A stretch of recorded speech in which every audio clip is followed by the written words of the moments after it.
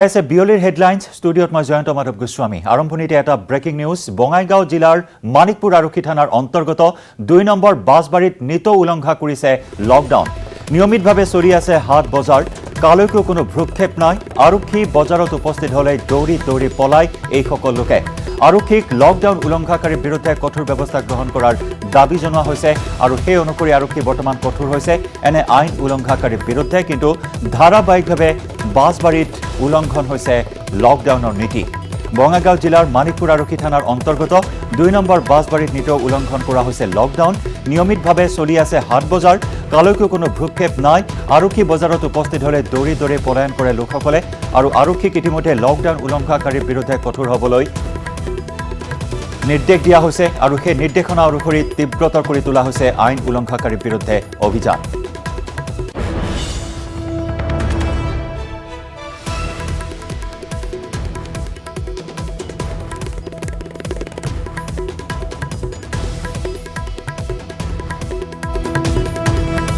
বৰ্তমান আৰক্ষী কঠোৰ হৈছে এনে আইন উলংঘাকাৰীৰ বিৰুদ্ধে হাট বজাৰ নিতৌ বহিছে প্ৰশাসনে কোনো ধৰণৰ সময়সীমা বান্ধি দিয়া নাই বা হাট বজাৰ কেতিয়া মুকলি কৰি দিয়া হ'ব সেই বিষয়ে কোনো নিৰ্দেশনা দিয়া হোৱা নাই আৰু প্ৰশাসনৰ চকুত ধুলি দি এনেদৰে নিতৌ হাট বজাৰ তাত পতা হৈছে আৰু এনে হাট বজাৰ উচ্ছেদ কৰিবলৈ আৰক্ষী তাত উপস্থিত হোৱাৰ লগে লগে পলায়ন কৰে এইসকল গ্ৰাহক আৰু বিক্ৰেতা আৰক্ষী আহি পালে দৌৰি পলায়ন কৰে এই সকল লোকে আৰু আমি দেখুৱাইছো এই মুহূৰ্তত আইন উলংঘা কৰাৰ এই দৃশ্য লকডাউন এনেদৰে বাৰম্বাৰ উলংঘন কৰা হৈছে বাছবাৰী অঞ্চলটোত আৰু এই মুহূৰ্তত কঠোৰ হৈছে আৰক্ষী ২০ এপ্ৰিল পৰ্যন্ত লকডাউনৰ নীতি যথেষ্ট কঠোৰ কৰা হৈছে সমগ্ৰ দেশজুৰি আৰু সেই অনুসৰি ৰাজ্যত কঠোৰ হৈছে আৰক্ষী প্ৰশাসন এয়া বঙাইগাঁৱৰ বাছবাৰীত আমি দৃশ্য দেখুৱাইছো লকডাউনৰ নীতি উলংঘন কৰি হাট বজাৰৰ ব্যৱস্থা কৰা হৈছে আৰু এই হাট বজাৰত আৰক্ষী উপস্থিত হলে পলায়ন কৰে গ্ৰাহক তথা বিক্ৰেতাসকলে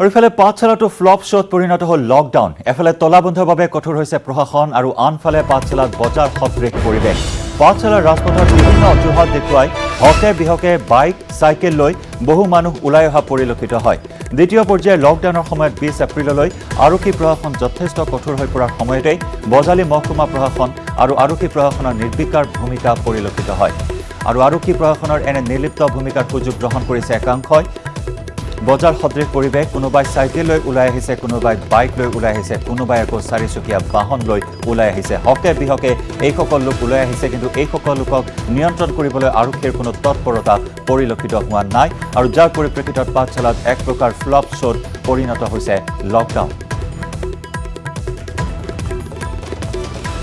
পাঠশালাৰ পৰা আগবঢ়াইছো আমাৰ সাংবাদিক ধ্ৰুৱজ্যোতি তালুকদাৰৰ এক ৰিপৰ্ট মই বৰ্তমান উপস্থিত আছোঁ পাঠশালাৰ মাছ বজাৰ আৰু পাঠশালাৰ মাছ বজাৰ দেখিবলৈ পোৱা গৈছে এই লকডাউনৰ সময়ত এনেদৰে মই কেমেৰা পাৰ্চনত দেখুৱাবলৈ অনুৰোধ জনাইছোঁ যে লকডাউনৰ সময়ত এনেদৰে যিসমূহ গাড়ী মটৰ ওলাইছে যেনে ইয়াত লকডাউনৰ কোনো প্ৰভাৱ পৰা নাই এনেকুৱা পৰিলক্ষিত হৈছে বিভিন্ন কামত বিভিন্ন অজুহাত লৈ এনেদৰে মানুহ বিভিন্ন ওলাই অহা পৰিলক্ষিত হৈছে আৰক্ষী আৰু বজালী মহকুমা প্ৰশাসনে দিনে নিশাই বহু কষ্ট কৰিছে যে লকডাউন ফলপ্ৰসূ কৰাৰ কাৰণে কিন্তু তাৰ মাজতো এনেদৰে এচাম মানুহে কিন্তু কোনো ধৰণৰ লকডাউনৰ নিয়ম ফল' নকৰি পেলাই এনেদৰে ওলাই অহা দেখিবলৈ পাইছোঁ এই সময়ত কেমেৰা পাৰ্চনে দেখুৱাই আছে যে এনেদৰে পাঠশালা যি ভাৰতীয় ষ্টেট বেংকৰ শাখাৰ সন্মুখত এনেদৰে বৃহৎ লাইন দেখা পোৱা গৈছে আৰু আমি ইয়াৰ যি গ্ৰাহক আছে গ্ৰাহকৰ ওচৰলৈ যাব বিচাৰিছোঁ ক'ৰ পৰা আহিছে আপুনি পহৰা কি কামত আহিছে বেংকৰ কি কামত আহিছে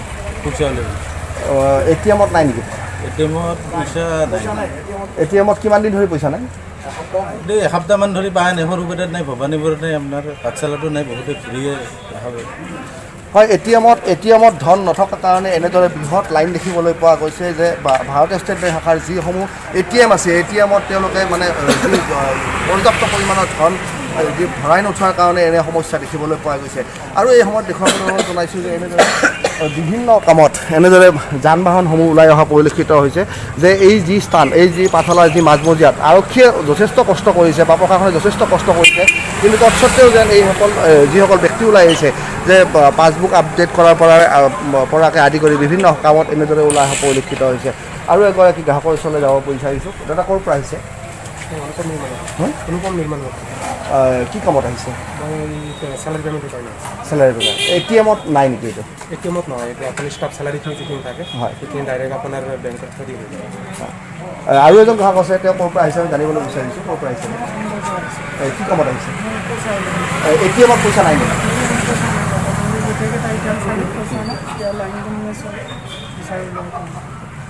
হয় যে বিভিন্ন গ্ৰাহকে জানিবলৈ দিছে যে ATM-ত পইচা নাই, আৰু ATM-ত পইচা নোহোৱাৰ কাৰণে এনেদৰে তেওঁলোকে ইয়াত যি কৰোণা ভাইৰাছ মহামাৰী ৰূপ ধাৰণ কৰিছে, এই ৰূপ ধাৰণ কৰাৰ সময়তে তেওঁলোকে ওলাই আহিবলৈ বাধ্য হৈ পৰিছে। ৰাজ্যৰ আৰু 3জন COVID-19 ৰোগীৰ আৰোগ্য লাভ কৰা 3জন ৰোগী হৈছে গোৱালপাৰাৰ। সংবাদ মেলত এই কথা ঘোষণা কৰে স্বাস্থ্যমন্ত্ৰী ডক্টৰ হিমন্ত বিশ্ব শৰ্মাই। গোৱালপাৰা চিভিলত সংবাদমেল মন্ত্ৰী হিমন্ত বিশ্ব শৰ্মাৰ শেহতীয়াকৈ 3জন ৰোগীৰ কৰা হৈছিল 3টা পৰীক্ষা। যাবলৈ দিয়া হ'ল খবিৰ উদ্দিন, শ্বাহজাহান আলী, ইউছুফ আলীক। বুকুৰ এক্স-ৰে আৰু আন 2টা পৰীক্ষাত সুস্থ হোৱাৰ প্ৰমাণ পোহৰলৈ আহিছে। 14 দিন পৰ্যবেক্ষণত থাকিব এই 3জন লোক। ৰাজ্যৰ মুঠ 5জন ৰোগী আৰোগ্য লাভ কৰিছে। বুধবাৰে হাস্পতালৰ পৰা মুকলি কৰি দিয়া হৈছিল আন 2জন COVID-19 আক্ৰান্ত ৰোগীক। সোণাপুৰ অসামৰিক চিকিৎসালয়ত ভৰ্তি হৈ আছিল 2জন ৰোগী, আৰু এজন কৰোণাত আক্ৰান্ত ৰোগী বৰ্তমান সোণাপুৰ চিভিলত ভৰ্তি হৈ আছে। ইতিমধ্যে এই পৰ্যন্ত 5জনকৈ ৰোগীক ঘৰলৈ যাবলৈ দিয়া হৈছে। যদিও এই ক্ষেত্ৰত কেতবোৰ নীতি নিয়ম মানি চলিব লাগিব। 14 দিনৰ কোৱাৰেণ্টাইনত ৰখা হ'ব আৰোগ্য লাভ কৰা এই 5জন ৰোগী।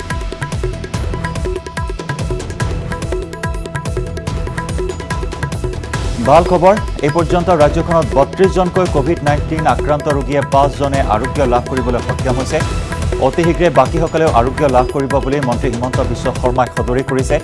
ইতিমধ্যে ৰাজ্যত এজনৰ মৃত্যু হৈছে COVID-19ত আক্ৰান্ত হয়, আৰু বৰ্তমান 26জন চিকিৎসাধীন হৈ আছে। কালিৰ দিনটোত সোণাপুৰ অসামৰিক চিকিৎসালয়ত চিকিৎসাধীন হৈ থকা COVID-19 মুক্ত 2গৰাকী ৰোগীক যাবলৈ দিয়া হয়, আৰু আজিৰ দিনটোত গোৱালপাৰা অসামৰিক চিকিৎসালয়ত চিকিৎসাধীন 3জন COVID-19 মুক্ত ৰোগীক যাবলৈ দিয়া হয়। গোৱালপাৰা চিভিলত স্বাস্থ্যমন্ত্ৰী ডক্টৰ হিমন্ত বিশ্ব শৰ্মাই সদৰি কৰে এই কথা। 3গৰাকী ব্যক্তিক আজি আমি ডিসচাৰ্জ কৰিবৰ কাৰণে ইয়াত সমবেত হৈছোঁ। আমাৰ প্ৰথমগৰাকী ব্যক্তি হ'ল খবিৰ উদ্দিন আহমেদ। তেখেতৰ বয়স 45 বছৰ, আৰু তেখেত দিল্লীত 13 তাৰিখে গৈছিলে, আৰু তাৰপিছত আমি তেওঁক 1 তাৰিখে ইয়াতে আমি COVID-19 পজিটিভ হিচাপে আমি পাওঁ। তেওঁৰ আমি বহুতবাৰ চেম্পুল লৈ আছিলোঁ। মাজে মাজে চেম্পুল লৈ থকাৰ পিছত আমাৰ নিয়মটো হ'ল যে শেষৰ 2টা চেম্পুল নিগেটিভ হ'ব লাগে। যোৱা কালি আৰু পৰহিৰ চেম্পুল 2টা চেম্পুলতে এখেত নিগেটিভ হ'ল। গতিকে চেষ্ট এক্সৰেও আমি ল'লোঁ, আৰু ডক্টৰেও পৰীক্ষা কৰি ক'লে যে এওঁৰ গাত এতিয়া কোনো বেমাৰৰ কোনো ব্যৱস্থা নাই। গতিকে তেওঁক আমি আজি ইয়াৰ পৰা ডিসচাৰ্জ কৰি দিছোঁ। ঠিক তেনেদৰে আমাৰ শ্বাহজাহান আলী আহমেদ, তেখেতৰো একেটাই কথা আছিলে। তেখেতৰো আমি যোৱা 2 দিনত 2টা টেষ্ট কৰিলোঁ, আৰু 2টা টেষ্টতে গুৱাহাটী মেডিকেল কলেজে তেওঁ নিগেটিভ দেখুৱাইছে। চেষ্ট এক্সৰেও কৰা হ'ল, চেষ্ট এক্সৰেটো তেখেতক আমি নিগেটিভ পালোঁ। গতিকে তেখেতক আজি আমি ইয়াতে হস্পিটালৰ পৰা ডিসচাৰ্জ দিছোঁ।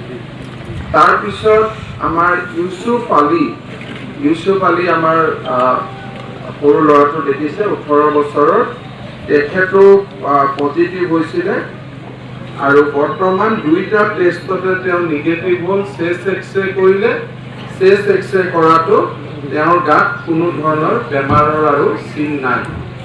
আৰু ICMR নিয়ম মতে 14 দিন পুৰা হোৱাৰ পিছত 24 ঘণ্টাৰ মূৰে মূৰে 2টা টেষ্ট কৰিব লাগে। 2টাতে নিগেটিভ হ'ব লাগিব, চেষ্ট এক্সৰেখন ক্লিয়াৰ থাকিব লাগিব, আৰু ডক্টৰেও ক'ব লাগিব যে কোনো চিমটম তেওঁৰ গাত নাই। এই 3টা পৰীক্ষাতে এই 3গৰাকী ব্যক্তি উত্তীৰ্ণ হোৱাৰ পিছত আজি আমি এখেতসকলক ইয়াতে ডিসচাৰ্জ কৰিছোঁ, আৰু আজিৰ পৰা এওঁলোকৰ গাত কোনো বেমাৰ নাই। কিন্তু অলপমান সাৱধানতাৰ কাৰণে 14 দিন আমাৰ গোৱালপাৰা ট্ৰাক অনাৰ্ছ এছ'চিয়েশ্যনৰ যিটো ঘৰটো আছে তাতে তেখেতসকলক আমি ৰাখিম কিন্তু ঘৰৰ মানুহে তেওঁলোকক লগ কৰিব পাৰিব বা তেওঁলোক ৰাতিপুৱা মৰ্ণিং ৱাকতো যাব পাৰিব মোবাইল আদিত কথা পাতিব পাৰিব আৰু তাতে কোনো ডাক্তৰ নাৰ্ছ নাথাকে মাত্ৰ তেওঁলোক এটা অবজাৰভেশ্যনত থাকিব বহুত সময়ত ঘৰত যাব দিয়া হয় ঘৰতে আমাৰ যিটো বেমাৰৰ পিছত ঘৰত ৰেষ্ট ল'ব ডক্টৰে যে দিয়ে ঠিক তেনেকুৱা কথা কিন্তু ঘৰত যিহেতু বেলেগে থকাৰ বহুত বেছি ভাল পৰিৱেশ নহ'ব পাৰে বা আমি সদায় লক্ষ্য কৰি থাকিব নোৱাৰিব পাৰোঁ সেইবাবে আৰু 14 দিন তেওঁলোকক আমি লগত ৰাখিম কিন্তু বেমাৰী হিচাপে নহয় সুস্থ মানুহ হিচাপে এতিয়া তেওঁলোকৰ ওচৰত গ'লে আমাৰ গাত বেমাৰ নাই বৰঞ্চ আমিহে তেওঁলোকক বেমাৰ দিব পাৰোঁ তেওঁলোকে আমাক আৰু বেমাৰ দিব নোৱাৰে অৰ্থাৎ তেওঁলোক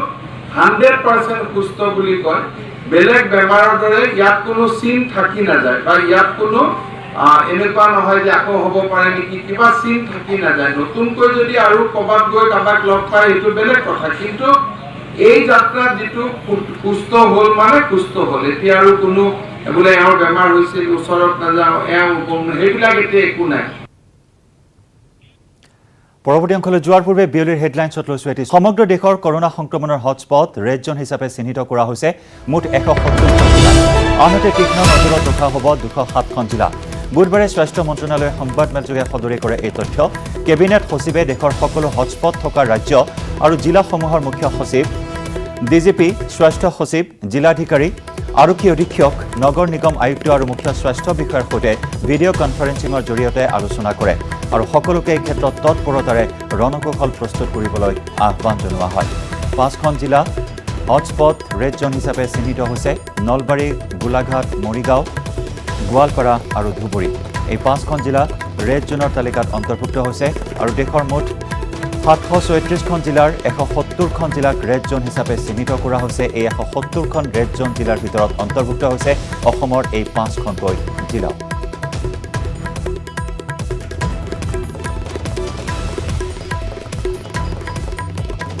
আৰু কৰোনা ভাইৰাছৰ বাবে ৰেড হটস্পট হিচাপে চিহ্নিত হৈছে গোলাঘাট আৰু গোলাঘাটত চিকিৎসাধীন হোৱা 9জনৰ ভিতৰত 3জনৰ দেহত পুনৰ পোৱা হৈছে কৰোনা ভাইৰাছৰ উপস্থিতি ইয়াৰে 6জন নিগেটিভ ফলাফল পোৱা হৈছে আজি পুনৰ আটাইকেইজনৰে নমুনা ICMR লাহোৱাললৈ প্ৰেৰণ কৰা হৈছে আজি নিশাৰ ভাগত এই ৰিপৰ্ট লাভ কৰাৰ পিছত শুকুৰবাৰে গোলাঘাটত চিকিৎসাধীন হৈ থকা 6গৰাকী ৰোগীক মুকলি কৰি দিয়াৰ সম্ভাৱনা আছে ইপিনে গোলাঘাটত কোৱাৰেণ্টাইনত আছে 53গৰাকী ব্যক্তি হোম কোৱাৰেণ্টাইনত থকা 2693 জনৰো ম্যাদ ইতিমধ্যে শেষ হৈছে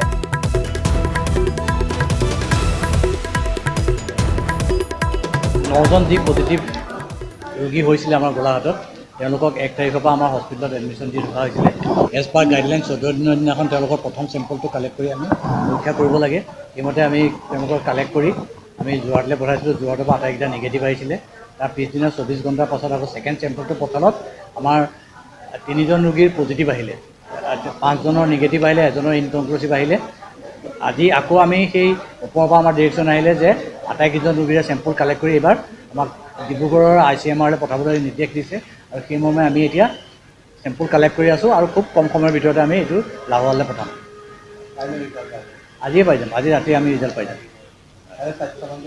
কাইলৈ আহিব বুলি শুনিছোঁ 9জন ৰোগীৰ পুনৰ তেজৰ নমুনা পৰীক্ষা কৰা হৈছিল ইয়াৰে 6জনৰ নিগেটিভ ফলাফল আহিছে যদিও 3জনৰ দেহত COVID-19 পুনৰবাৰ পজিটিভ আহিছে ইতিমধ্যে আমি জনাইছোঁ যে গোলাঘাটত সম্পূৰ্ণ সতৰ্কতামূলক ব্যৱস্থা গ্ৰহণ কৰা হৈছে ইতিমধ্যে হোম কোৱাৰেণ্টাইনত ৰখা আৰু হস্পিটেলত কোৱাৰেণ্টাইন কৰা সকলোৰে ম্যাদ উকলি গৈছে এই সন্দৰ্ভত শেহতীয়া আপডেট আমাক জনাব আমাৰ গোলাঘাটৰ সাংবাদিক ইউনুছ আলীয়ে হয় মই আছোঁ গোলাঘাটত যিহেতু অসমৰ 5খন জিলাৰ লগতে গোলাঘাটকো ৰেড জোন হিচাপে ঘোষণা কৰা হৈছিল আৰু গোলাঘাটত সৰ্বাধিক 9জন কৰোনা ৰোগী আক্ৰান্ত হৈছিল সেইবাবে গোলাঘাটকো ৰেড জোন হিচাপে ঘোষণা কৰা হৈছিল ৰেড জোনত ঘোষণা কৰাৰ পাছত গোলাঘাটবাসীৰ কেনে প্ৰতিক্ৰিয়া আমাৰ লগত জ্যেষ্ঠ সাংবাদিক বিকাশ শৰ্মা আছে বিকাশ শৰ্মাৰ পৰা জানিব হৈছে হয় গোলাঘাটক ৰেড জোন হিচাপে ঘোষণা কৰা হৈছিল বুলি ইতিমধ্যে বাতৰি ওলাইছে প্ৰথম অৱস্থাত ভয়াৱহ পৰিস্থিতিৰ সৃষ্টি হৈছিল কাৰণ গোলাঘাট জিলাত 9জনকৈ COVID-19 ৰোগী চিনাক্ত হৈছিল কিন্তু এটা সুখৰ কথা যে যোৱা 14টা দিনত নতুনকৈ আৰু এজনী ৰোগী অহা নাই। এই 9জনৰ 3জনৰ এতিয়াও পজিটিভ আহি আছে। গতিকে প্ৰথম অৱস্থাত গোলাঘাটক ৰেড জোন হিচাপে ঘোষণা কৰা হৈছিল, কিন্তু এতিয়া বাতৰি পোৱা গৈছে যে গোলাঘাট জিলাক মানে অৰেঞ্জ জোন অঞ্চললৈ অনা হৈছে। ৰেড জোনৰ পৰা ইতিমধ্যে স্থানান্তৰিত কৰা হৈছে জিলাখনত, যিহেতু 14টা দিন ধৰি অন্য এজনীও ৰোগী গোলাঘাটত বৃদ্ধি হোৱা নাই। সেইকাৰণে গোলাঘাটৰ অৰেঞ্জ জোনলৈ অনা হ'ল। তথাপি আমি ভাবোঁ গোলাঘাটত যথেষ্ট নিয়ন্ত্ৰণ হৈছে। মানুহে যিহেতু লকডাউনটো মানি চলিছে, কিছু সময়ত পৰিস্থিতি উদ্ভৱ হৈছে, আৰক্ষীয়ে নিয়ন্ত্ৰণ কৰিছে। গতিকে এতিয়াও গোলাঘাটত পৰিস্থিতি নিয়ন্ত্ৰণ হৈ আছে। মই ভাবোঁ জনসাধাৰণে এনেকৈ সহযোগ কৰা উচিত। হয়, গোলাঘাটত যোৱা 14টা দিনত এজনো পেচেণ্ট আক্ৰান্ত হোৱা নাই। তাৰ কাৰণে গোলাঘাটক অৰেঞ্জ জোনলৈ পৰিণত কৰা হৈছে।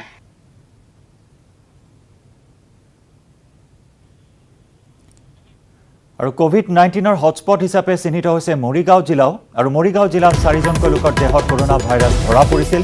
তাৰে 2জনক ইতিমধ্যে বুধবাৰে চিকিৎসালয়ৰ পৰা যাবলৈ দিয়া হৈছে। কেন্দ্ৰীয় চৰকাৰে ঘোষণা কৰা ৰেড জোনৰ ভিতৰত পৰা জিলাখনৰ পৰিস্থিতিক লৈ চাওঁ আহক আমাৰ সাংবাদিক পৱন জ্যোতি ডেকাৰ এক ৰিপৰ্ট। নিশ্চয়কৈ মৰিগাঁৱতো আচলতে ৰেড জোন ঘোষণা কৰিলে এয়া এক অতি তাৎপৰ্যপূৰ্ণ বিষয়।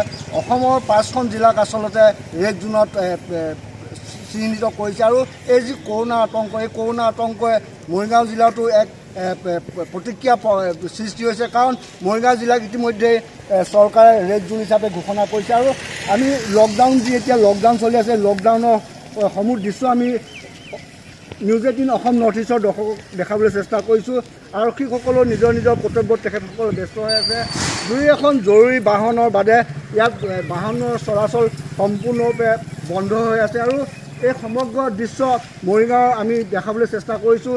আৰু যি এই আমাৰ মৰিগাঁও জিলাকো আচলতে হটস্পট হিচাপে চিহ্নিত হোৱাৰ পিছত এক শংকা হৈ পৰিছে সমগ্ৰ জিলাখনতে। কেতিয়া আমি কথা বিষয়ে জানিবলৈ চেষ্টা কৰিম। আমাৰ মৰিগাঁও জিলাৰ সাংবাদিক সন্থাৰ সভাপতি প্ৰতাপ হাজৰিকা আমাৰ লগত আছে। তেখেতৰ পৰা এই সমগ্ৰ বিষয়টো আমি জানিবলৈ চেষ্টা কৰিম। হয়, আচলতে এতিয়া আমাক ৰেড জোনত পেলালে চৰকাৰে, আৰু এই যি ৰেড জোনৰ ফলত আমাৰ মৰিগাঁওখনৰ বৰ্তমান অৱস্থা কেনেকুৱা? আচলতে চৰকাৰে মৰিগাঁও জিলাক হটস্পট বা ৰেড জোনত পেলোৱা নাই। মৰিগাঁৱত COVID-19 4জন ব্যক্তি আক্ৰান্ত হৈছে, স্বাভাৱিকতে এটা উদ্বেগৰ বিষয়। আৰু তাৰ আধাৰতে আমাৰ স্বাস্থ্য বিভাগ আৰু প্ৰশাসনে এই প্ৰাবল্য ৰোধ কৰাৰ কাৰণে কিছু ব্যৱস্থা গ্ৰহণ কৰিছে। সেইকাৰণে আজি হটস্পট বা ৰেড জোনত আমাৰ মৰিগাঁও জিলা অসমৰ অন্যান্য 4খন জিলাৰ লগতে অন্তৰ্ভুক্ত হৈছে। আমি আতংকিত হ'ব নালাগে, কাৰণ আমি এতিয়া সকলোৱে এটা কথা জানো যে এতিয়ালৈকে যিহেতু COVID-19 প্ৰতিষেধক কোনো ব্যৱস্থা ওলোৱা নাই, স্বাভাৱিকতে আমি ব্যৱহাৰিক দিশেৰে এই ৰোগটোক আমি প্ৰতিহত কৰিব লাগিব।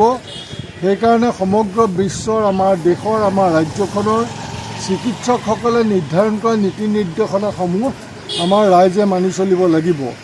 মই এইটো কথা উল্লেখ কৰিবলৈ বিচাৰিছোঁ যে আজি লকডাউন ঘোষণাৰ জৰিয়তে এই মাৰাত্মক COVID-19 যিটো ভাইৰাছ, কৰোনা ভাইৰাছ, যাতে আপোনাৰ তাৰ পৰিধি বিস্তৃতি কৰিব নোৱাৰে, তাৰ কাৰণে সামাজিক দূৰত্ব ৰক্ষা কৰি ঘৰতে থাকি আজি মানুহে এই বেমাৰবিধক আপোনাৰ প্ৰতিহত কৰা উচিত। হয়, নিশ্চয়কৈ তেখেতে আচলতে গুৰুত্বপূৰ্ণ বিষয় আগবঢ়ালে। ঘৰতে থাকক, সুস্থ থাকক, এই শ্লোগান দি তেখেতে আমাক ক'লে যে মৰিগাঁওবাসী আতংকিত হ'ব নালাগে। তেখেতসকলে যি চৰকাৰৰ নীতি নিৰ্দেশনা দিছে সেই নীতি নিৰ্দেশনাসমূহ মানি চলক আৰু ঘৰতে থাকক, সুস্থ থাকক। আৰু COVID-19 ৰেড জোন হিচাপে ঘোষণা কৰা হৈছে নলবাৰী জিলাকো। নলবাৰী জিলাৰ 4জন লোকৰ দেহত ধৰা পৰিছিল COVID-19। কৰোনা পজিটিভ ধৰা পৰা 4গৰাকী আছিল উত্তৰ প্ৰদেশৰ জামাতি। নলবাৰীৰ মোল্লাপাৰাত আহি বাহৰ পাতি আছিল কৰোনা পজিটিভ ধৰা পৰা 4গৰাকী ব্যক্তিসহ 11জনীয়া এটা জামাতীৰ দল। অৱশ্যে কোভিড-19ৰ হটস্পট হিচাপে চিহ্নিত নলবাৰীত এতিয়ালৈকে স্থানীয় এজন লোকৰ দেহত ধৰা পৰা নাই কৰোনা ভাইৰাছ। এই সন্দৰ্ভত আগবঢ়াইছোঁ আমাৰ নলবাৰীৰ সাংবাদিক ত্ৰিদীপ কলিতাৰ এক ৰিপৰ্ট। হয়, সমগ্ৰ বিশ্বতে মাৰাত্মক কৰোনা ভাইৰাছৰ যি আতংক, সেই আতংক অব্যাহত থকাৰ মাজতে অসমত 5খনকৈ জিলা ৰেড জোন হিচাপে ইতিমধ্যে ঘোষণা কৰা হৈছে আৰু তাৰ ভিতৰত নামনি অসমৰ 3খন জিলা পৰিছে, নলবাৰী, ধুবুৰী আৰু গোৱালপাৰা। এই নামনি অসমৰ এই 3খন জিলা ৰেড জোন হিচাপে ঘোষণা হোৱাৰ পিছতে এতিয়া বিশেষকৈ নলবাৰীত আতংকময় পৰিৱেশে বিৰাজ কৰা পৰিলক্ষিত হৈছে আৰু যিহেতু নলবাৰীৰ পৰা 4গৰাকীকৈ লোকৰ দেহত কোভিড-19 পজিটিভ ধৰা পৰিছিল আৰু এই খবৰৰ লগে লগে আচলতে সমগ্ৰ নলবাৰীতে আতংকময় পৰিৱেশৰ সৃষ্টি হৈছিল আৰু তেতিয়াৰে পৰা আজিৰ তাৰিখলৈও কিন্তু আতংক অব্যাহত আছে নলবাৰীত। আৰু তাৰ ভিতৰতে যেতিয়া বিভাগীয়ভাৱে যেতিয়া ঘোষণা কৰা হ'ল ৰেড জোন জিলা হিচাপে, আৰু তাৰ পিছত এতিয়া আতংকময় পৰিৱেশে বিৰাজ কৰা পৰিলক্ষিত হৈছে। এটা কথা ক'ব বিচাৰিছোঁ যে নলবাৰীৰ পৰা 4গৰাকীকৈ লোকৰ দেহত কোভিড-19 পজিটিভ ধৰা পৰিছিল আৰু এই যি কোভিড-19 পজিটিভ ধৰা পৰা 4গৰাকী লোকেই আচলতে উত্তৰ প্ৰদেশৰ আছিল। নলবাৰীত আহি বাহৰ পাতি আছিল সেই 4গৰাকী লোক আৰু সম্প্ৰতি চৰকাৰীভাৱে বা বিভাগীয়ভাৱে ৰেড জোন হিচাপে ঘোষণা কৰা হৈছে নলবাৰী জিলাক আৰু নলবাৰী জিলাৰ এই খবৰৰ পিছত বাৰুকৈ আতংকিত হৈ পৰিছে আৰু ৰেড জোন হিচাপে ঘোষিত হোৱা নলবাৰী জিলা কি ক্ৰাইটেৰিয়া থাকিব বা বিভাগীয়ভাৱে বা জিলা প্ৰশাসনৰ ফালৰ পৰা কি ক্ৰাইটেৰিয়া থাকিব সেয়া অৱশ্যে এই মুহূৰ্তলৈকে স্পষ্ট হোৱা নাই, যিহেতু জিলা প্ৰশাসনৰ ফালৰ পৰা কোনো ধৰণৰ কথা এই মুহূৰ্তত সদৰি কৰা নাই। কিন্তু হয়তো কিছু সময় পিছত জিলা উপায়ুক্তই হওক বা জিলা প্ৰশাসনৰ ফালৰ পৰাই হওক এই ব্যৱস্থাখিনিৰ কথা নিশ্চয়কৈ উল্লেখ কৰিব, সংবাদ মাধ্যমক অৱগত কৰিব। কিন্তু এই মুহূৰ্তত এটা কথা ঠিক যে ৰেড জোন এলেকাৰ ভিতৰত পৰিছে নামনি অসমৰ 3খনকৈ জিলা আৰু তাৰ ভিতৰত অন্যতম হৈছে নলবাৰী, কিয়নো নলবাৰীৰ পৰা 4গৰাকীকৈ লোকৰ দেহত কোভিড-19 পজিটিভ ধৰা পৰিছিল আৰু যাৰ ফলত এতিয়া নলবাৰীও ৰেড জোন জিলা হিচাপে ঘোষণা কৰা হৈছে। লকডাউন উলংঘা কৰাৰ বিৰুদ্ধে কঠোৰ হৈছে প্ৰশাসন। মহানগৰীৰ ভিন্ন প্ৰান্তত জব্দ কৰা হৈছে বহু বাহন। 15 এপ্ৰিল পৰ্যন্ত জব্দ কৰা হৈছে মুঠ 6144খন বাহন। ইতিমধ্যে 5591খন দুচকীয়া বাহন জব্দ কৰা হৈছে আৰু 40খন তিনিচকীয়া বাহনো জব্দ কৰিছে আৰক্ষীয়ে। 513খন চাৰিচকীয়া বাহন জব্দ কৰিছে আৰক্ষীয়ে। বহুকেইজন লোকৰ বিৰুদ্ধে ৰুজু কৰা হৈছে কেইবাটাও গোচৰ। দ্বিতীয় পৰ্যায়ৰ লকডাউন অব্যাহত আছে আৰু 15 এপ্ৰিল লকডাউনৰ পহিলা দিনটোতে সমগ্ৰ ৰাজ্যজুৰি ইতিমধ্যে কঠোৰ হৈছে আৰক্ষী প্ৰশাসন লকডাউন উলংঘাকাৰীৰ বিৰুদ্ধে আৰু বিশেষকৈ মহানগৰীৰ ভিন্ন প্ৰান্তৰ পৰা জব্দ কৰা হৈছে বহু পৰিমাণৰ বাহন। 15 এপ্ৰিল পৰ্যন্ত জব্দ কৰা হৈছে 6144খন বাহন। ইয়াৰে 5591খন হৈছে দুচকীয়া, 40খন তিনিচকীয়া আৰু 513খন চাৰিচকীয়া বাহন। বহুকেইজন লোকৰ বিৰুদ্ধে ৰুজু কৰা হৈছে কেইবাটাও গোচৰ।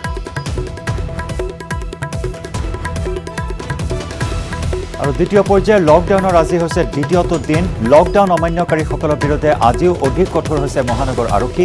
মহানগৰীৰ ভিন্ন প্ৰান্তত বিনা কাৰণত ঘূৰি ফুৰাসকলৰ বিৰুদ্ধে কঠোৰ পদক্ষেপ গ্ৰহণ কৰিছে আৰক্ষীয়ে। জৰুৰী সেৱাৰ বাহনৰ অবিহনে মহানগৰীত ব্যক্তিগত বাহন চলাচল কৰিবলৈ অনুমতি দিয়া নাই আৰু এনে আইন উলংঘাকাৰীৰ নীতি নিয়ম নমনা লকডাউন উলংঘাকাৰীৰ বিৰুদ্ধে কঠোৰ হৈছে মহানগৰ আৰক্ষী।